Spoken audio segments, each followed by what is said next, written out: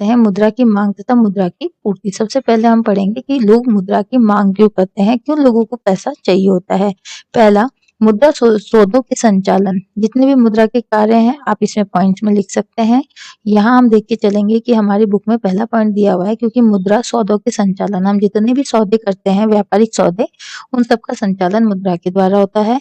अगर अधिक सौदे किए जाएंगे तो उतनी ही अधिक द्रव्य, द्रव्य यानी हमारी मुद्रा, द्रव्य का मतलब यहाँ पे है मुद्रा से, तरल का मतलब भी यहाँ पे मुद्रा से होता है।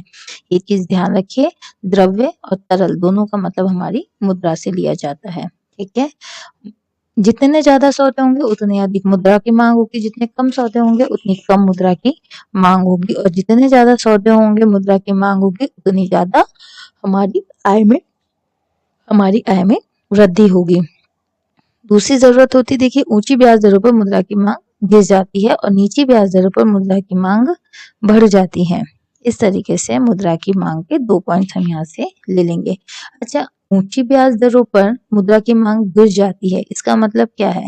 देखिए, अगर ब्याज दर ऊंची है, अगर आपने किसी से मान के चलिए 1000 रुपए का कोई ऋण लिया है, 1000 रुपए का ऋण लिया है, उसके ऊपर आपकी यहाँ पे ब्याज की जो दर है वो 10% है, हम ये मान के चलते हैं। ठीक है, यहाँ तक तो ठीक है। किसी व्यक्ति को 1000 रुपए के ऊपर 100 रुपए यानी कि 1100 रुपए वापस चुकाने पड़ेंगे। लेकिन यदि अगर यहाँ पे ब्याज दर 20% हो जाती है यानी ज्यादा हो जाती है, तो व्यक्ति को 200 रुपए अतिरिक्त चुकाने होंगे। तो इस तरीके से मुद्रा हमारे लिए क्या हो जाएगी? महंगी हो जाएगी, लेकिन ऊंची ब्याज दरों पर मुद्रा की मांग गिर जाएगी। तो यहाँ पे हम इस पॉइंट को थोड़ा सा उल्टा करके लिख लेंगे कि नीची ब्याज दरों पर मुद्रा की मांग बढ़ जाती है, क्योंकि हम टॉपिक क्या पढ़ रहे हैं? मुद्रा की मांग। अब देखिए मुद्रा की पूर्ति। मुद्रा की पूर्ति किस तरीके से की जाती है? सबसे पहले तो मुद्रा की पूर्ति एक केंद्रीय बैंक करता है। हर देश में एक केंद्रीय बैंक होता है। हमारे भारत का केंद्रीय बैंक है रिजर्व बैंक ऑफ इंडिया। केंद्रीय, जो कि भारत में अपना केंद्रीय bank reserve bank of India की स्थापना 1935 में हुई थी। ये आपके इंपॉर्टेंट क्वेश्चंस में शामिल है। इसका पूरा नाम है रिजर्व बैंक ऑफ इंडिया, जो कि आप सभी को पता है। केंद्रीय बैंक के कई महत्वपूर्ण कार्य हैं। आपसे कार्य पूछे जा सकते हैं कि केंद्रीय बैंक के यानी कि आरबीआई के कार्य क्या क्या है। पहला, ये देश की मुद्रा का निर्गमन करता है। हमें सबको पता है कि हमारे देश में जितनी भी मुद्राएं हैं उनका निर्गमन कौन कर रहा है? आरबीआई। ये अनेक उपायों द्वारा, जैसे बैंक दर, खुले बाजार की क्रियाएं, कोष अनुपातों में परिवर्तन, देश की मुद्रा पूर्ति को नियंत्रित करता है।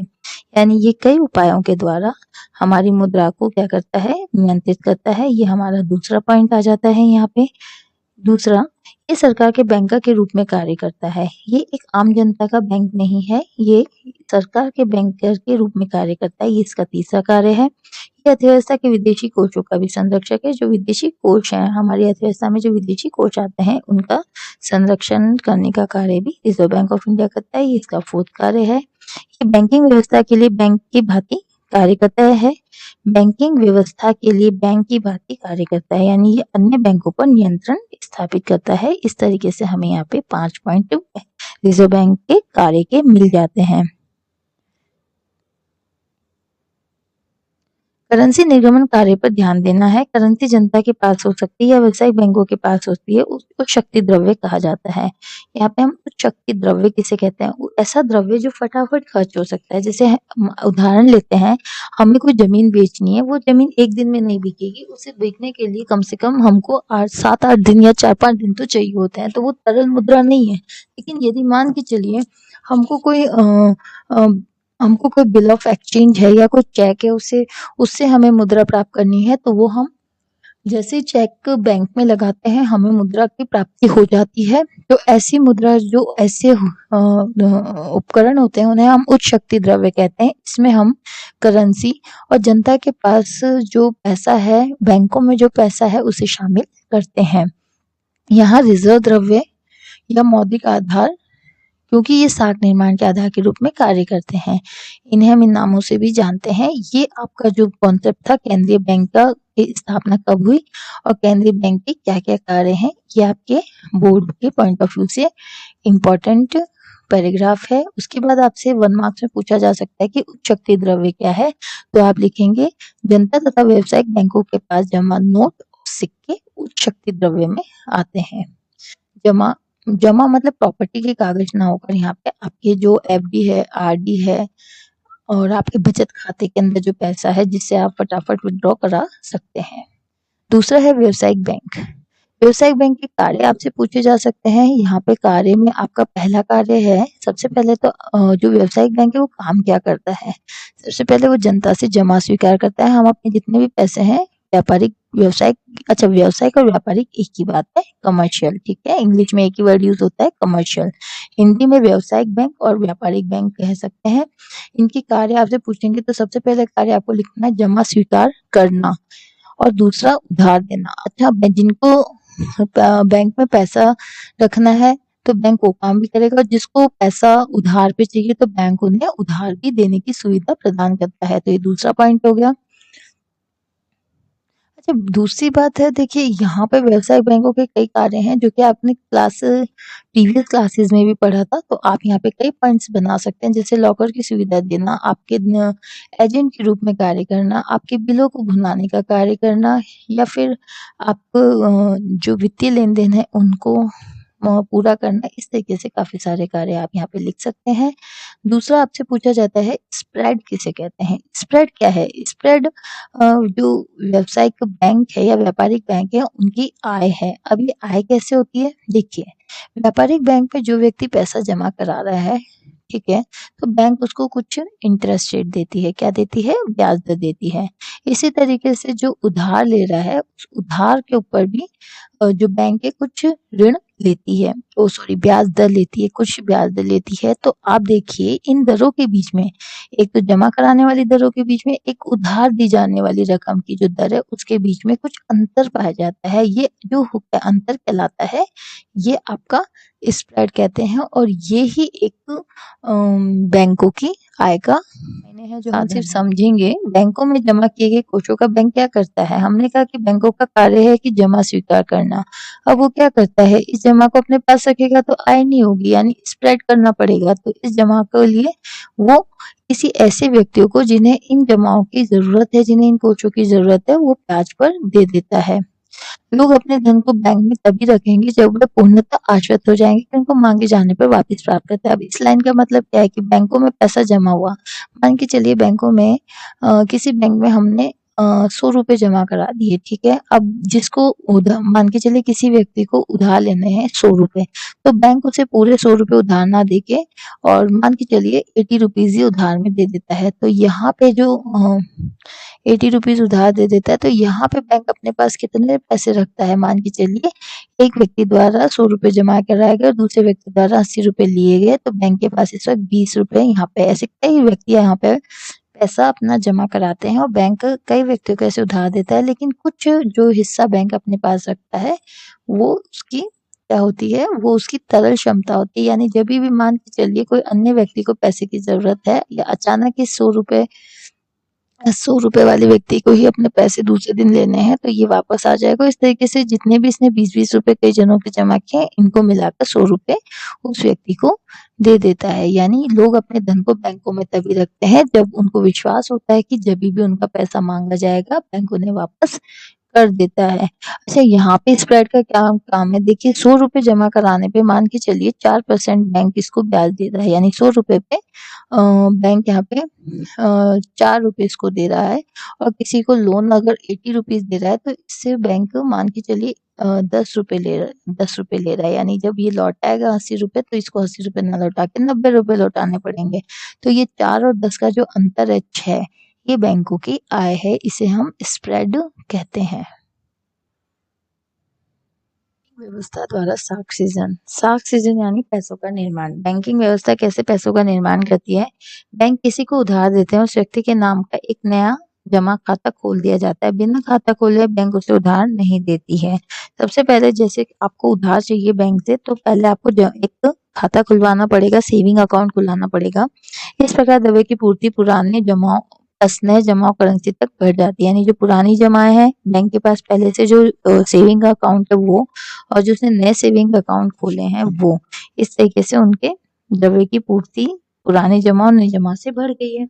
एक देश में मान के चलिए, हम मान के चलते हैं एक देश में केवल एक ही बैंक काम करता है, चिट्ठा एक फर्म की समस्त आस्तियों तथा देनदारियों का लेखा होता है और जो वो चिट्ठा बनाता है उसमें आस्तियों और देनदारियों यानी आपकी जो एसेट्स है वो और जो आपकी लायबिलिटीज है उसका, यानी जितने पैसे आपके पास हैं वो और जितने आपको देने हैं वो, उन सबका लेखा जोखा होता है। पारंपरिक रूप से फर्म की आस्तियों को बाएं तरफ और देनदारियों को दाएं तरफ दिखाया जाता है। ये सब अकाउंटेंसी के बच्चों के लिए यूजफुल है, हमें ऐसा कहीं नहीं लिखना है।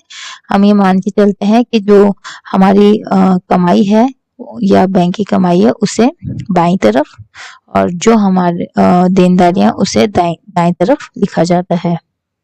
कोष वे जमा है जो बैंक केंद्रीय bank reserve bank of India के पास रखते हैं। अब यहाँ पे देखिए नया टॉपिक स्टार्ट होता है, कोष क्या है। इस टॉपिक को इसने यहीं छोड़ दिया, हम नया टॉपिक यहाँ पे दे समझ लेते हैं एक बार। कोष क्या है? कोष ऐसी जमाएं हैं जो बैंक केंद्रीय बैंक रिजर्व बैंक के पास रखते हैं तथा इसको नकद धनराशि, इन कोषों को आंशिक रूप से नकद और आंशिक रूप से रिजर्व बैंक ऑफ इंडिया द्वारा निर्गमित वित्तीय दस्तावेजों बॉन्ड्स या ट्रेजरी बिल के रूप में रखा जाता है। यानी कोई भी कमर्शियल बैंक जो है, मान के चलिए ये कमर्शियल बैंक है, ये अपने जितने भी कोष मतलब कुछ परसेंट कोष है जो कि रिजर्व बैंक द्वारा डिसाइडेड होते हैं, वो कहाँ जमा करके रखने पड़ते हैं? आरबीआई के पास। यानी जितने भी हमारी अर्थव्यवस्था में कमर्शियल बैंक काम कर रहे हैं कुछ निश्चित अनुपात में आरबीआई के पास अपना पैसा जमा करा के रखते हैं। ठीक है, इसी वजह से इनको मान्यता प्राप्त होती है। आगे देखिए, देनदारी मैंने आपको पहले ही समझाई थी। देनदारी यानी लायबिलिटीज, देनदारियों के क्रम के ऋण होते हैं। यहाँ पे देनदारियां बराबर जमाएं। यहाँ पे देखिए देनदारियां क्या होती है, जितनी भी आपकी जमा है उसे हमने देनदारियों के बराबर माना है। नेटवर्थ क्या है? नेटवर्थ के नाम से लिखा जाता है। जैसे नेटवर्थ यानी कुल पैसा। हम मान के चलते बैंक के पास इस वक्त कुल कमाई कितनी है, तो जितनी भी बैंक की आस्तियां हैं यानी जितनी भी उसकी संपत्तियां हैं और जितनी भी उसकी देनदारी यानी जितनी भी उसकी ऋण है, दोनों को हम घटा देंगे तो हमारा बैंक का नेटवर्थ निकल के आ जाएगा 100 रुपए। यानी इतने इसके पास संपत्ति थी और इसने जमाएं कितनी थी? 100, जो कि इसने ऋण लेने वालों को दे दी। तो कुल योग कितना हो गया? आस्ती भी 100 रुपए और देनदारियां भी 100 रुपए। तो यहाँ पे जो हमारा M1 है वो करेंसी 0 है। हम मान के चलते हैं नेटवर्थ यहाँ पे 0 आ गई, तो कोई बैंक के पास अभी करेंसी नहीं है 0 और जमाएं यहाँ पे बैंक के पास है 100। तो हमारे पास M1 है 100, यानी ये वो जमा है जो कि तरल रूप में है, कभी भी हमारे कस्टमर्स द्वारा मांगी जा सकती है। अब देखिए साख सृजन तो कर रहा है बैंक, इसकी सीमाएं और मुद्रा गुणक इन्हें भी हम देख लेते हैं। क्या बैंकों की साख या द्रव्य सृजन करने की क्षमता की कोई सीमा है? हाँ, ये केंद्रीय बैंक द्वारा निर्धारित की जाती है। हम पहले पढ़ चुके हैं, साख सृजन की क्षमता केंद्रीय बैंक निर्धारित करता है। रिजर्व बैंक ऑफ इंडिया जमाओं के एक निश्चित प्रतिशत को तय कर देता है जो प्रत्येक बैंक को रखना अनिवार्य है। रिजर्व बैंक चाहता है कि कमर्शियल बैंक या फिर अन्य जो व्यावसायिक बैंक जिन्हें हम कहते हैं, वो अपने पास कुछ पैसा बना के रखें, सारा पैसा ऋण के रूप में ना दे दे। जिसे कौन डिसाइड करता है कि कितना पैसा बनाना है? Reserve bank of India. इस आवश्यक कोष अनुपात या फिर नकद कोष अनुपात कहते हैं। इसे हम किस नाम से पुकारते हैं? CRR। CRR क्या है? दोबारा समझ लेते हैं। CRR ऐसा है जिसने रिजर्व बैंक ऑफ इंडिया चाहता है कि जो कमर्शियल बैंक है वो कुछ पैसा अपने पास रखे ताकि वो जरूरत पड़ने पर उपभोक्ता द्वारा उनसे पैसा लिया जा सके। ये जो परसेंट निर्धारित करता है ये रिजर्व बैंक निर्धारित करता है। CRR के अतिरिक्त बैंकों को अल्पकाल में कुछ कोष तरल रूप में रखना अनिवार्य होता है। इसे वैधानिक तरल अनुपात या SLR कहते हैं। अब देखिए जो बैंक अपने पास कुछ जमाएं रखते हैं वो जमाएं कितनी रखेंगे ये भी कौन निर्धारित करता है? रिजर्व बैंक ऑफ इंडिया निर्धारित करता है। इसे हम बोलते हैं SLR। इसका फुल फॉर्म आपसे पूछा जा सकता है। सबसे पहले तो CRR का जो फुल फॉर्म है वो है नकद कोष अनुपात, जो कि आपके एग्जाम के पॉइंट ऑफ व्यू से इंपॉर्टेंट क्वेश्चन है। दूसरा SLR का फुल फॉर्म पूछा जाता है जिसका मतलब वैधानिक तरलता अनुपात, ये भी आपके एग्जाम के पॉइंट ऑफ व्यू से इंपॉर्टेंट क्वेश्चन है। दूसरा आपको इनका अर्थ पूछा जा सकता है कि CRR और SLR किसे कहते हैं? SLR उसे कहते हैं जो कि बैंक को कुछ समय के लिए अपने पास कुछ पैसा रखना पड़ता है।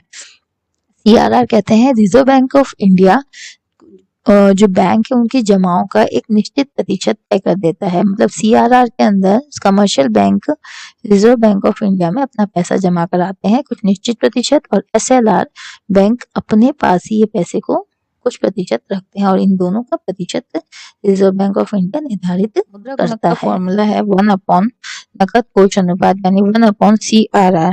यहाँ मुद्रा गुणक निकालने के लिए आपको CRR गिवन होगा। मान के चलिए आपका CRR यहाँ 20% दिया हुआ है, यानी बैंक में अगर कोई व्यक्ति 100 रुपए जमा कराता है और CRR 20% है तो यहाँ पे 5, यानी कि इस प्रकार जब 100 रुपए का कोष 500 रुपए की जमाओं का सृजन कर सकता है, यह मान के चलते हैं। यानी अगर कोई व्यक्ति 100 रुपए जमा करा रहा है तो उसकी जगह बैंक 500 रुपए का साख सृजन कर देगा। ये